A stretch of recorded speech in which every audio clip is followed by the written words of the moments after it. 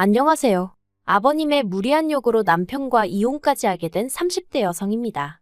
남편은 저에게 잔인하다 너무하다 했지만 저도 어쩔 도리가 없었어요.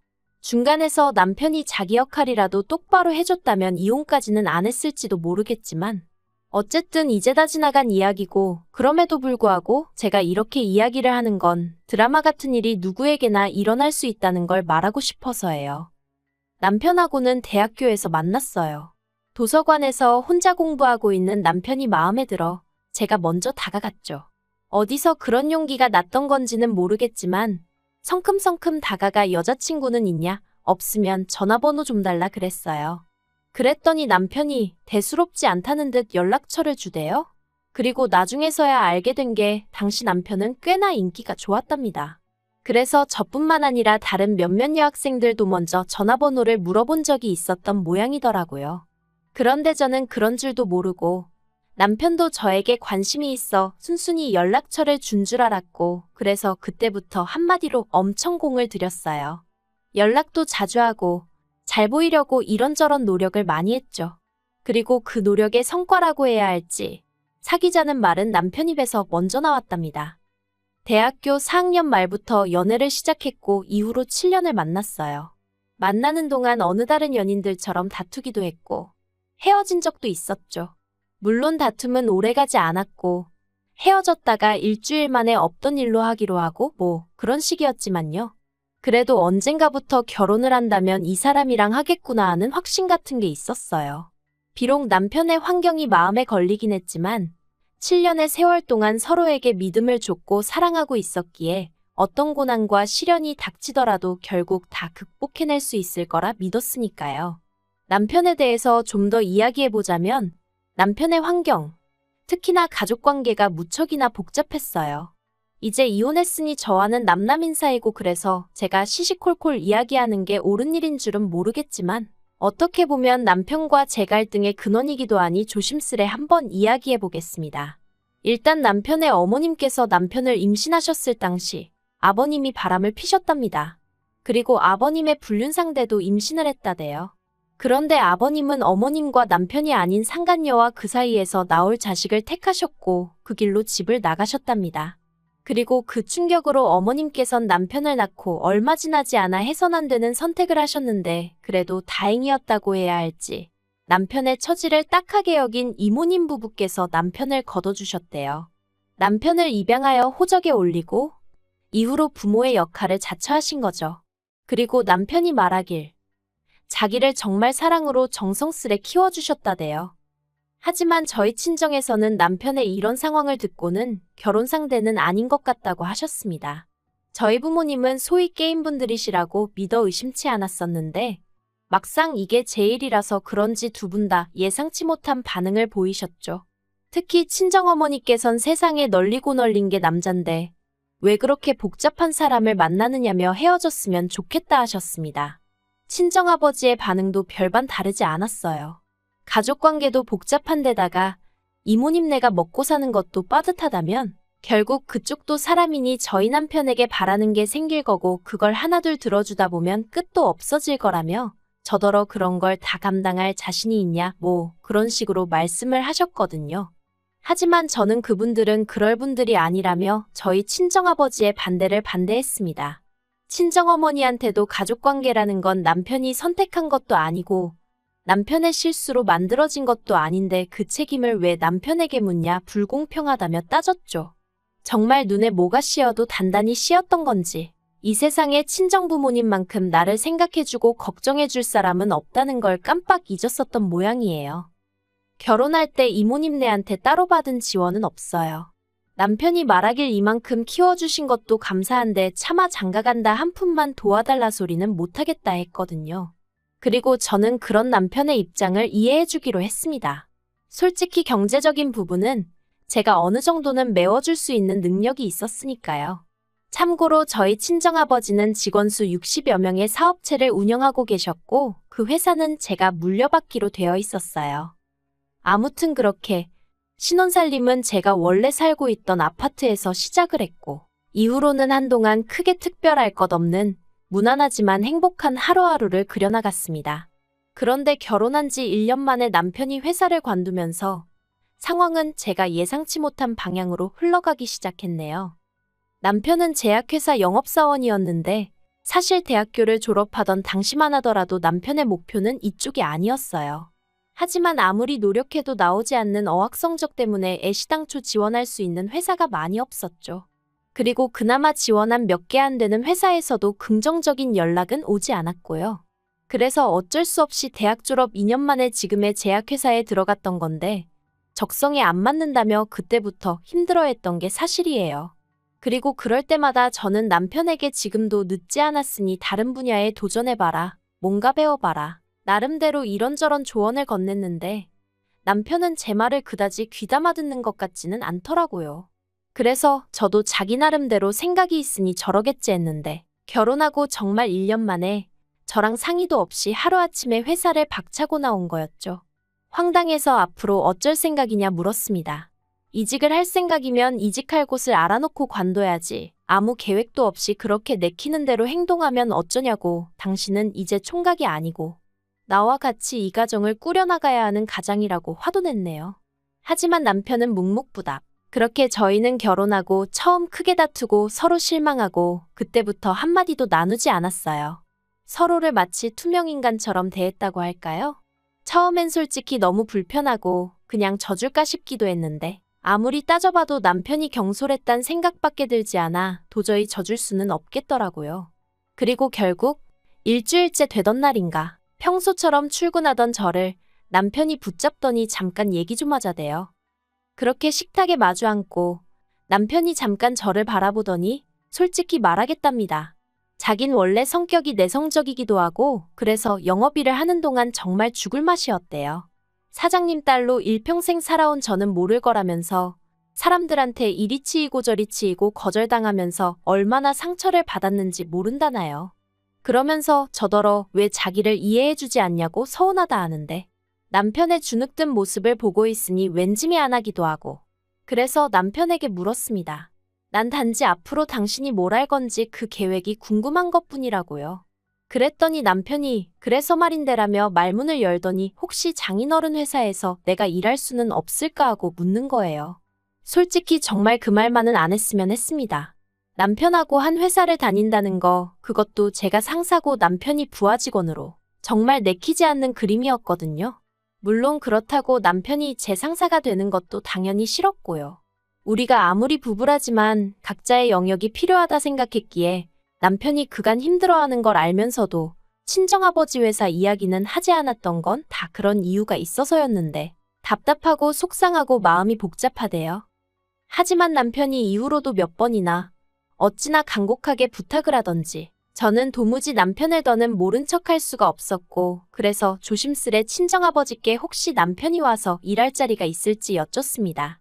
그리고 제 이야기를 듣곤 친정아버지 또한 꽤나 불편해하셨어요. 한 집안의 가장이란 사람이 혼자 어떻게든 방법을 찾으려고 해야지 와이프한테 징징거리는 게 말이나 되냐면서요. 그리고 저는 그런 친정아버지 앞에서 아무런 대꾸도 할 수 없었습니다. 솔직히 저도 같은 마음이었으니까요. 하지만 그래도 결국 친정아버지가 한 자리 마련해 주셨어요. 대신 다른 직원들하고 똑같이 바닥부터 올라오라고 다른 직원들하고 마찬가지로 일 못하고 성과 안 나오면 바로 해고하겠다는 말씀과 함께 말이죠. 그리고 그나마 다행히도 남편은 회사 내에서 크고 작은 구설수에 오르내리는 일 없이 묵묵히 맡은 바를 잘 해내주었습니다.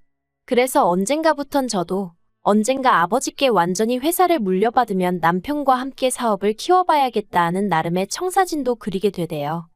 그런데 왜 좋은 일은 꼭 나쁜 일하고 같이 오는 건지 그렇게 저희가 결혼한 지 3년째 되던 해였습니다. 이모님 생신이었고 그래서 남편과 함께 이모님 댁을 찾았는데 이모님 표정이 왜인지 하루 종일 어둡기만 하더라고요. 그리고 그건 이모부님도 마찬가지셨습니다. 그래서 참다 못한 제가 저희한테 무슨 하실 말씀이라도 있으신 거냐 물었더니 한숨을 깊게 내뱉으시고는 남편의 아버님한테 연락이 왔답니다. 저는 처음에 제가 뭘 잘못 들은 줄 알았어요. 그래서 누구요? 하고 되물으니 맞게 들었다고 어머님과 남편을 버리고 상간녀와 그 자식을 따라 나가셨던 아버님한테 전화가 왔었다고요. 저도 저였지만 남편을 바라보니 얼굴이 허옇게 질려 있었습니다. 그리고 이후로는 솔직히 무슨 이야기가 오갔는지 기억도 잘 나지 않아요. 이모님하고 이모부님은 복잡한 표정을 하고 계셨고 남편 또한 그 속내를 읽기 어려운 얼굴을 하고 있었으니까요.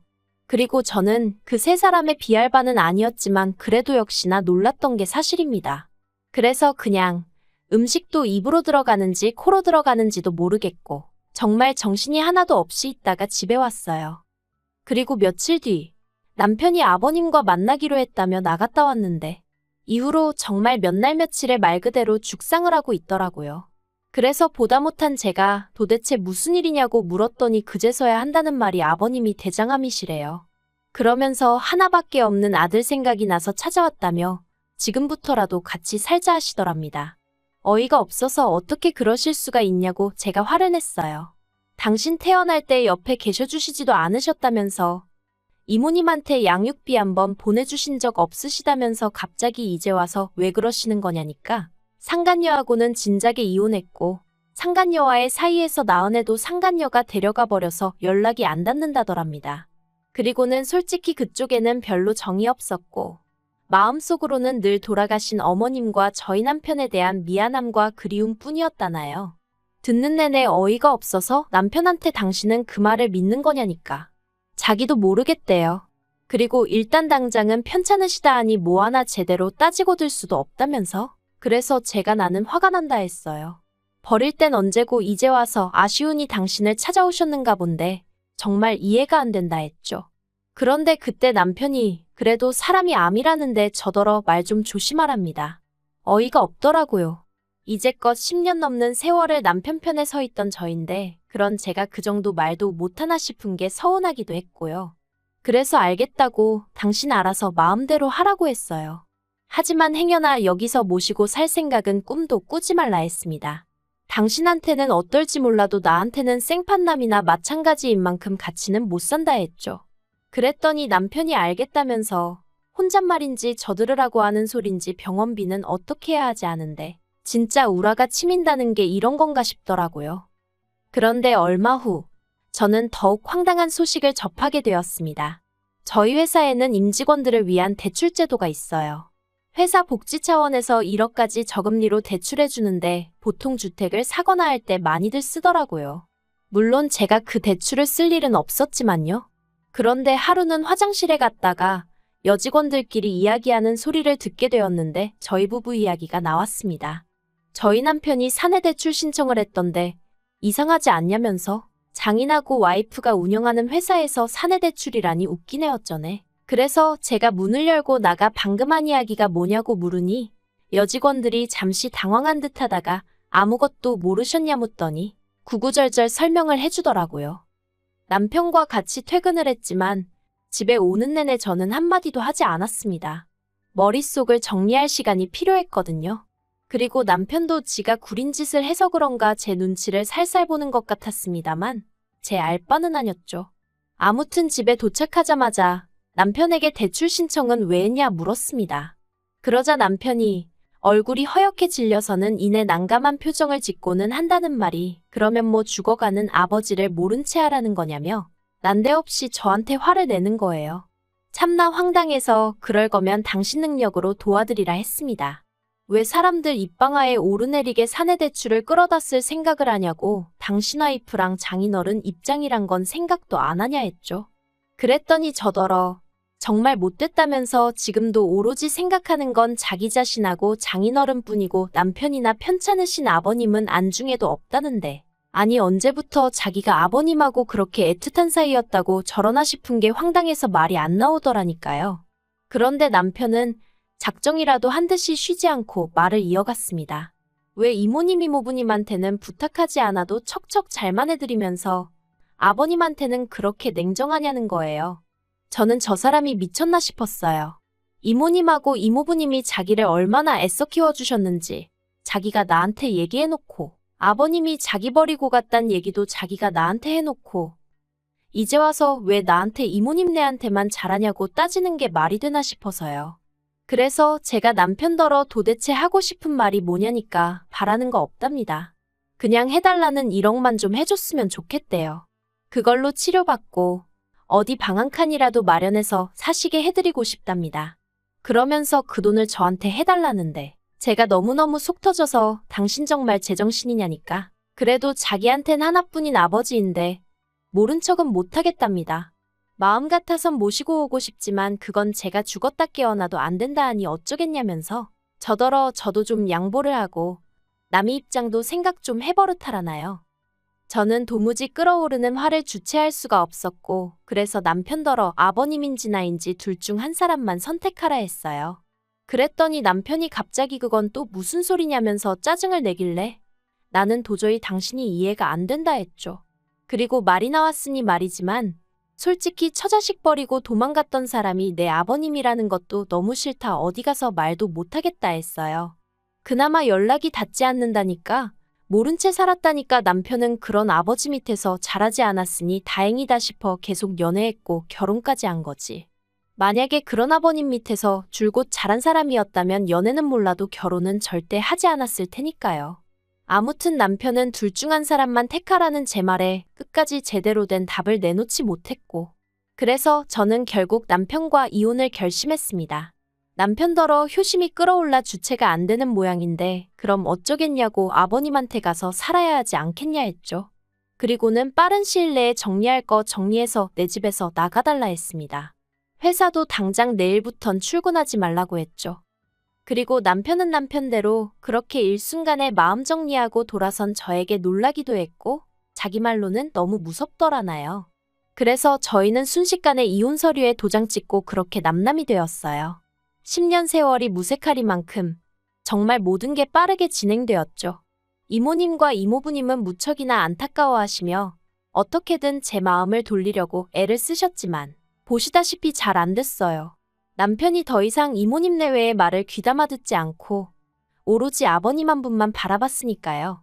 그리고 그런 남편을 앞장 세우고 아버님은 나날이 더 기고만장해지셔서 이모님에게 소식을 전해 듣기론 내 자식한테 부모 행세하며 효도받지 않았냐고 그거 다 토해내라 그런 말씀까지 들으셨답니다. 정말 아무리 남편을 세상에 있게 해주신 분이라지만 인간 말종이 따로 없다 싶었다니까요. 그런데 왜 모두가 보는 걸 남편만 못 보고 저렇게 돼버린 건지 그래도 함께한 세월이 있어서 그런가 그런 남편을 생각하면 마음이 좋진 않아요. 그래도 어쩌겠어요. 이제 다 끝난 사이인걸. 그저 아버님한테 너무 뜯기지만 않으면 다행이겠다 싶네요.